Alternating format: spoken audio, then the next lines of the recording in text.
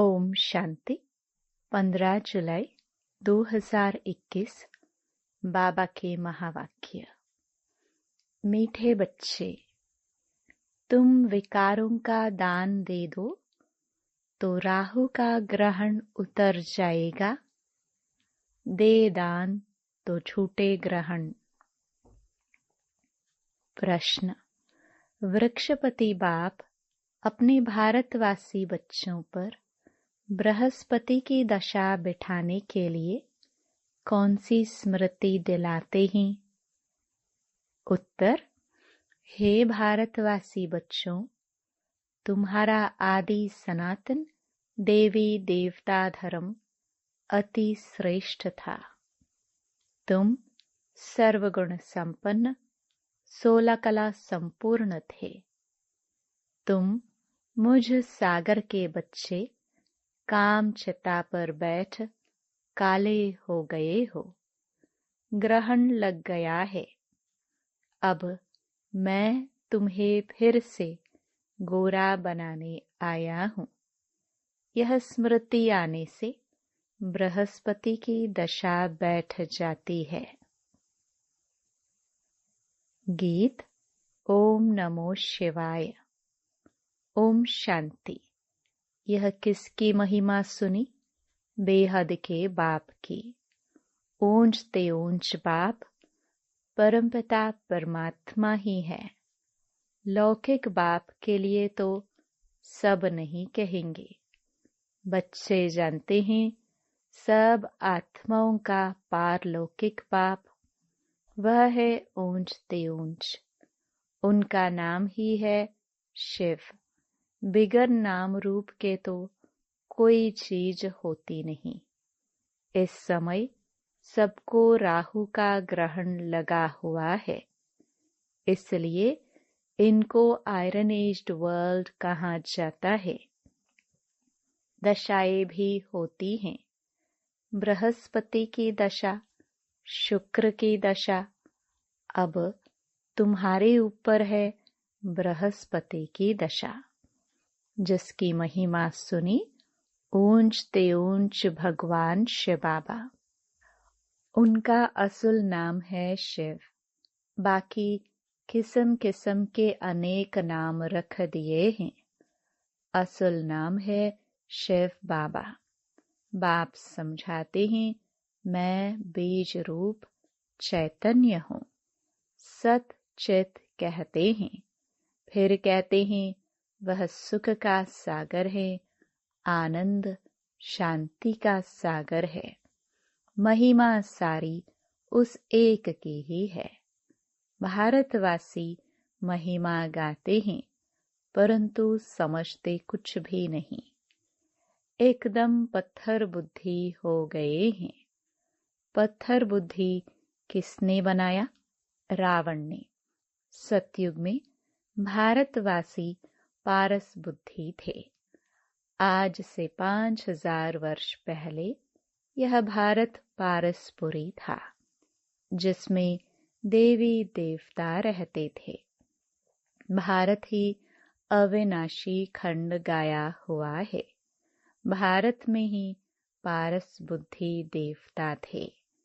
इस समय पत्थर बुद्धि पतित रहते हैं। पतित कैसे बनते हैं, यह भी बाप ने समझाया है। द्वापर से जब काम चिता पर बैठे हैं तो काले बन जाते हैं। काम अग्नि में सब भस्म हो गए हैं। उसमें भी खास भारत की बात है। भारत में पारस बुद्धि देवताओं का राज्य था।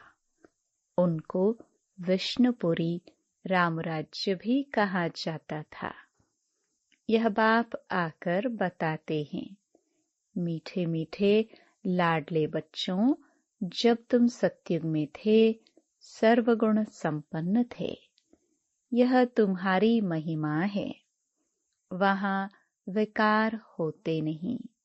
द्वापर से रावण 5 विकारों का राज्य शुरू हुआ है, तो राम राज्य बदलकर रावण राज्य होता है। अभी ग्रहण लगा हुआ है। बिल्कुल ही भारत काला हो गया है। बृहस्पति की दशा सबसे अच्छी होती है। भारत पर बृहस्पति की दशा सतयुग में थी। फिर त्रेता में शुक्र की दशा तो 2 कला कम हो गई। उसको कहा ही जाता है सिल्वर एज। फिर द्वापर कलयुग आया। सीढ़ी उतरते आए। शनिचर की दशा हुई। इस समय सब पर राहु की दशा है। सूर्य को ग्रहण लगता है तो कहते हैं दे दान तो छूटे ग्रहण। अब रूहानी बाप बच्चों को समझाते हैं, यह है रूहानी ज्ञान। यह कोई शास्त्रों का ज्ञान नहीं है। शास्त्रों के ज्ञान को भक्ति मार्ग कहा जाता है। सतयुग त्रेता में भक्ति होती नहीं।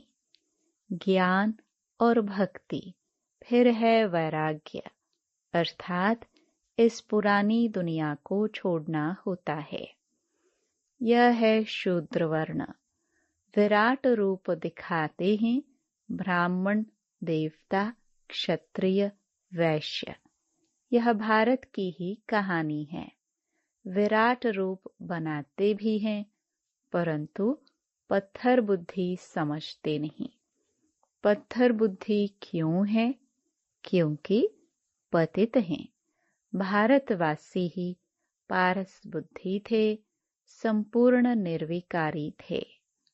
आज से 5000 वर्ष पहले भारत स्वर्ग था और कोई खंड नहीं था। यह बाप समझाते हैं। यह राजयोग कौन सिखाते हैं? शिवाचार्य। यह है ज्ञान का सागर।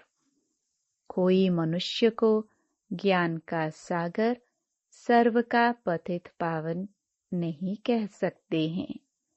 सर्व का लिबरेटर एक ही बाप है। बाप खुद ही आते हैं दुख में रावण से लिबरेट करने, फिर गाइड बन ले जाते हैं। उनको रूहानी पंडा कहा जाता है। बाप कहते हैं, मैं तुम सर्व आत्माओं का पंडा हूँ, सबको वापस ले जाऊंगा। मेरे जैसा गाइड कोई होता नहीं। कहते भी है God father is liberator, guide, blissful. सबके ऊपर रहम करते हैं, क्योंकि सब सागर के बच्चे काम चिता पर बैठ जल मरे हैं। उसमें भी खास भारत की बात है। बाप कहते हैं, तुम 16 कला संपूर्ण, संपूर्ण निर्विकारी थे। अब काम चिता पर बैठ तुम क्या बन गए हो?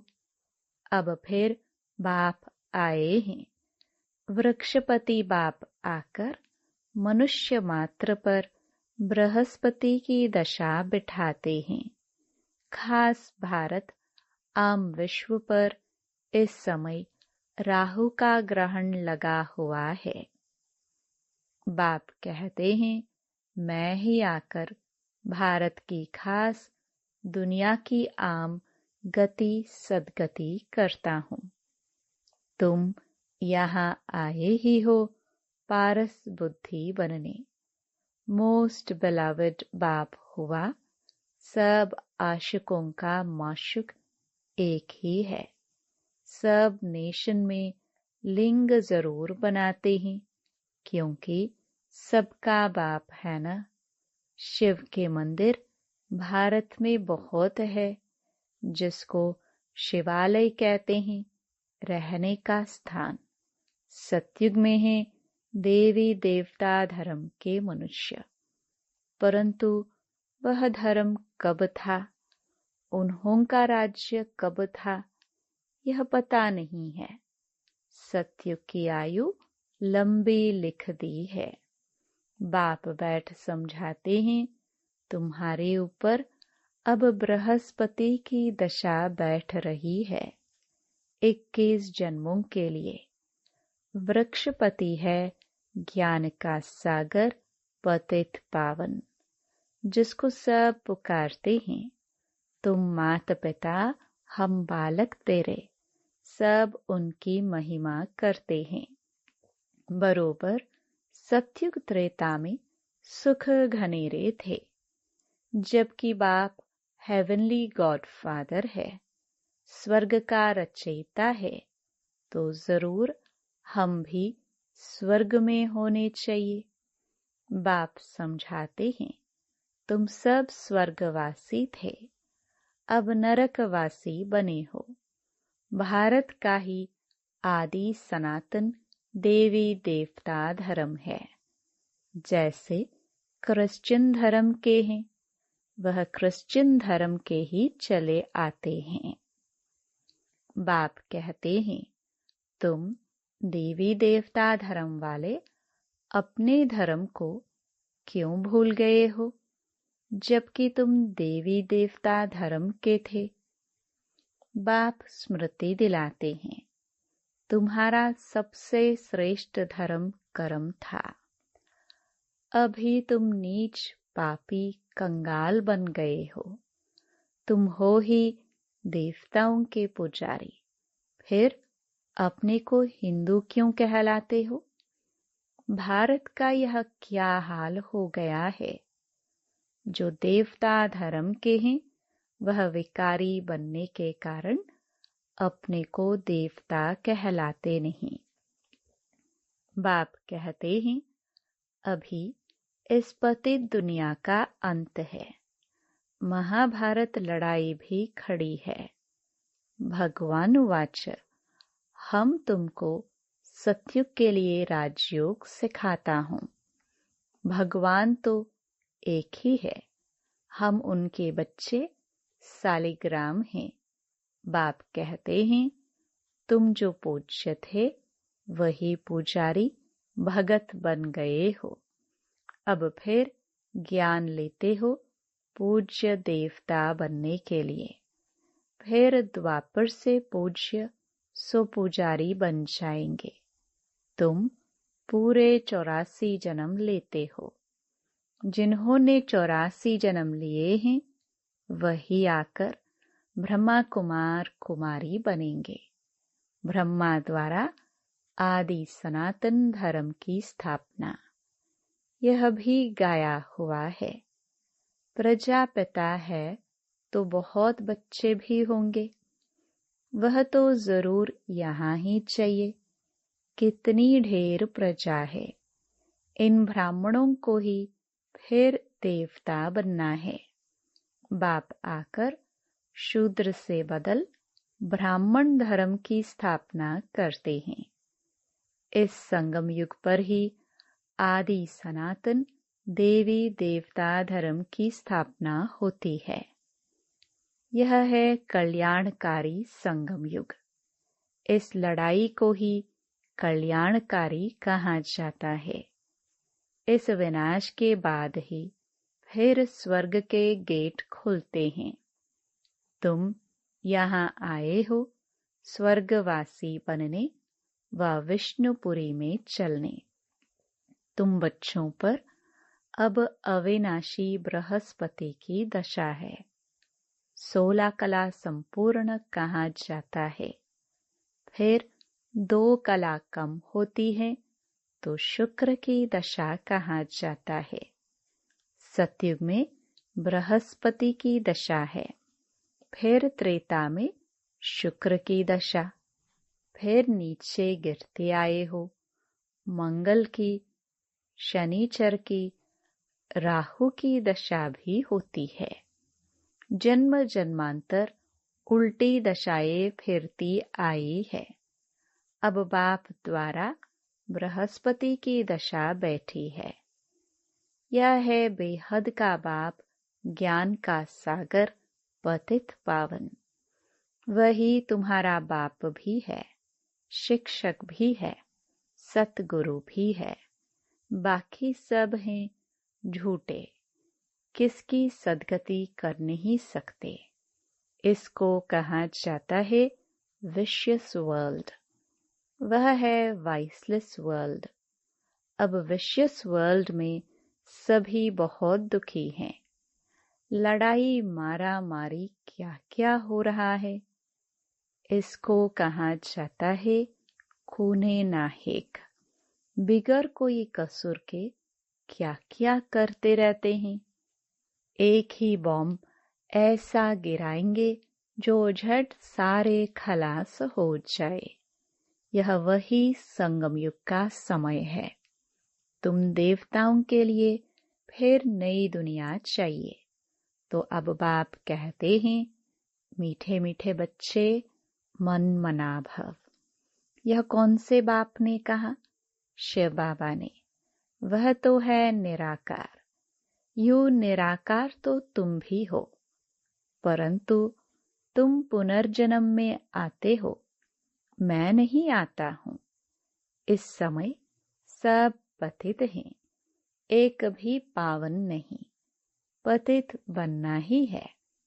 सतो रजो तमो में उतरना पड़े। इस समय सारा झाड़ जड़जड़ी भूत अवस्था को पाया हुआ है। दुनिया बिल्कुल पुरानी हो गई है। अब फिर से उनको नया बनाना पड़े। पतित दुनिया में देखो मनुष्य कितने हैं। पावन दुनिया में बहुत थोड़े राज्य करते हैं। एक ही धर्म था और कोई धर्म नहीं था। भारत को ही हेवन कहा जाता है। गाया जाता है, गठी में सूर्य, गठी में चंद्रमा। सतयुग में 9 लाख होंगे। पीछे फिर वृद्धि होती है। पहले बहुत छोटा फूलों का झाड़ होता है। कांटों का कितना बड़ा फॉरेस्ट है। दिल्ली में मुगल गार्डन देखो, कितना अच्छा है। उससे बड़ा कोई गार्डन नहीं। फॉरेस्ट देखो कितना बड़ा होता है। सतयुगी गार्डन भी बहुत छोटा है। फिर वृद्धि को पाते पाते बड़ा होता जाता है। अभी तो कांटों का जंगल हो गया है। रावण के आने से कांटे बन जाते हैं। यह है कांटों का जंगल। आपस में लड़ते हैं तो एक दो को मारते हैं। कितना क्रोध है। बंदर से भी बदतर कहा जाता है। तो बाप कहते हैं, मेरे लाडले बच्चे, तुम्हारे ऊपर अभी वृक्षपति की दशा है। अब दे दान तो छूटे ग्रहण। संपूर्ण निर्विकारी अब यहाँ बनना है। फिर यह शरीर छोड़ जाकर शिवालय में आ जाएंगे।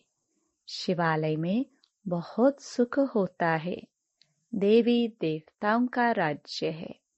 सतयुग को कहा जाता है शिवालय। कलयुग को कहा जाता है वेश्यालय। यह वेश्यालय रावण ने स्थापन किया है। अब बाप कहते हैं, पतित से पावन बनना है। कैसे बनेंगे? क्या त्रिवेणी में, गंगा में स्नान करने से पावन बन जाएंगे? यह तो जन्म जन्मांतर करते आए हो। करोड़ों मनुष्य जाकर स्नान करते हैं। बहुत नदियां, नाले, तालाब आदि हैं। जहाँ पानी देखते हैं जाकर स्नान करते हैं, क्योंकि अपने को पतित समझते हैं। अब पारसनाथ तुम्हारी पारस बुद्धि बना रहे हैं। तो ऐसे पारसनाथ बाप को कितना प्यार से याद करना चाहिए। अच्छा, मीठे मीठे सिखिलदे बच्चों प्रति माता पिता बाप दादा का याद प्यार और गुड मॉर्निंग। रूहानी बाप की रूहानी बच्चों को नमस्ते। धारणा के लिए मुख्य सार। पहला, इस कांटों की दुनिया से फूलों के बगीचे में जाने के लिए जो भी कांटे विकार हैं उन्हें निकाल देना है। पारस बनाने वाले बाप को बड़े प्यार से याद करना है। दूसरा, इस कल्याणकारी संगम युग पर शूद्र से ब्राह्मण सो देवता बनने का पुरुषार्थ करना है। राहु के ग्रहण को उतारने के लिए विकारों को दान देना है। वरदान, संगठन में एकमत और एकरस स्थिति द्वारा सफलता प्राप्त करने वाले सच्चे स्नेही भव। संगठन में एक ने कहा, दूसरे ने माना। यह है सच्चे स्नेह का रिस्पॉन्ड। ऐसे स्नेही बच्चों का एग्जाम्पल देख और भी संपर्क में आने के लिए हिम्मत रखते हैं। संगठन भी सेवा का साधन बन जाता है। जहाँ माया देखती है कि इनकी यूनिटी अच्छी है, घेराव है, तो वहाँ आने की हिम्मत नहीं रखती। एकमत और एकरस स्थिति के संस्कार ही सतयुग में एक राज्य की स्थापना करते हैं।